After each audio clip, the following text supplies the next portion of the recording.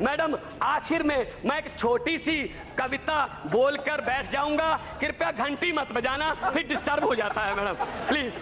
छोटी सी कविता है। बात चली थी बुलेट ट्रेन चलाने से, बात चली थी 56 इंच का सीना दिखाने से, अब तो साहब के ऑफिस से मेन्यू बनकर आता है कि हमने क्या पहनना है और हम क्या खाने वाले हैं। मोदी जी अगले 6-7 महीने में आप जाने वाले हैं, कृपया जाते जाते ही बता दीजिए अच्छे दिन कब आने वाले हैं। बहुत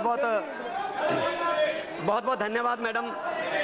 मैं इस नो कॉन्फिडेंस मोशन के पक्ष में, मैडम हाउस ऑर्डर में नहीं है मैडम, वही सब ऑर्डर में आप बोलते जाओ।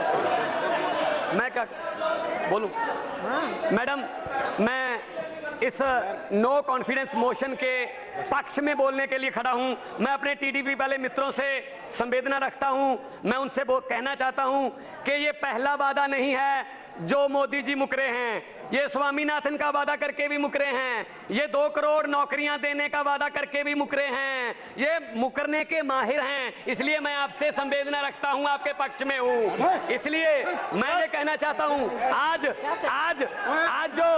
आज मेरे मित्र जो हैं, जो बोल रहे थे, आज मेरे मित्र बीजेपी के जो जितने भी बीजेपी के जितने भी मेरे मित्रों ने आज स्पीच दी, लगभग सभी में उन्होंने कहा हम सभी राज्यों को लोकतांत्रिक तरीके से सरकारें चलाने के लिए अधिकार देते हैं। क्या दिल्ली को आप देश का हिस्सा नहीं मानते?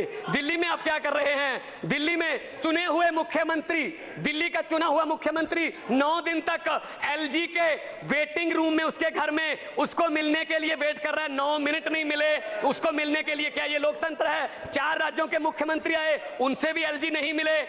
मैडम स्पीकर, जिस घर में एलजी रहते हैं उस घर में अंग्रेजों के जमाने में वायसराय रहते थे। शायद वायसराय की आत्मा एलजी में घुस गई है। क्या लाट साहब के डंडे से दिल्ली चलाओगे? क्या ये लोकतंत्र है? ये फेडरल स्ट्रक्चर के लिए बहुत बड़ा खतरा है।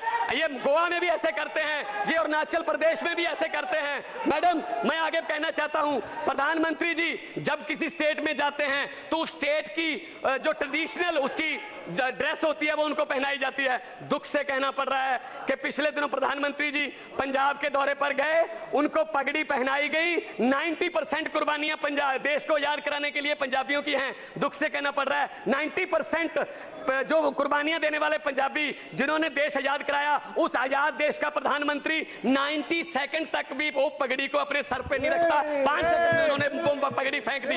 इससे पता चलता है कि माइनॉरिटीज की कितनी कदर है प्रधानमंत्री के दिल में। मैडम मैं ये कहना चाहता हूं, आज डिबेट किस बात पे चल रही है? बेरोजगारी पे तो कोई डिबेट ही नहीं चल रही। आज डिजिटल इंडिया पे तो बात ही नहीं कर रहा। आज डिबेट चल रही है हिंदू मुस्लिम पे। कोई भी टीवी लगा लो, हिंदू मुस्लिम। ये देश में जो ये विभाजन की जो राजनीति है, ये बहुत ही खतरनाक है। ये बहुत ही देश को बांटने वाली बात है। मैडम पेट्रोल और डीजल के भाव कहां चले गए? क्या बोल के आई थी सरकार? बहुत हुई महंगाई की मार, अब की बार बीजेपी सरकार। लेकिन महंगाई की बात पूछो, आप सब्जियां खरीदने जाओ तो क्या हाल है? डॉलर की कीमत ऑल टाइम लो है, 70 रुपए तक चली गई है। ये कौन सी प्राप्ति है? बड़ी बड़ी प्राप्तियां गिना रहे थे। मैडम आखिर में मैं एक छोटी सी कविता बोलकर बैठ जाऊंगा, कृपया घंटी मत बजाना, फिर डिस्टर्ब हो जाता है मैडम प्लीज। छोटी सी कविता है कि बात चली थी भारत को डिजिटल इंडिया बनाने से, बात चली थी भारत को डिजिटल इंडिया बनाने से, बात चली थी एक के बदले 10 सर काट कर लाने से, बात चली थी बुलेट ट्रेन चलाने से, बात चली थी 56 इंच का सीना दिखाने से, बात चली थी ना खाने से ना खिलाने से। कहां गई वो 100 दिन में काले धन की बात? पिछले 4 साल से देश की जनता सुन रही है सिर्फ रेडियो पर मन की बात। चौकीदार देख रहा है और लोग बैंकों को चूना लगाकर भगौड़े हो रहे हैं और लाखों पढ़े लिखे नौजवानों के सपने आंखों के सामने पकौड़े हो रहे हैं। अब तो साहब के ऑफिस से मेन्यू बनकर आता है कि हमने क्या पहनना है और हम क्या खाने वाले हैं। मोदी जी अगले 6-7 महीने में आप जाने वाले हैं, कृपया जाते जाते ही बता दीजिए अच्छे दिन कब आने वाले हैं। बहुत बहुत शुक्रिया।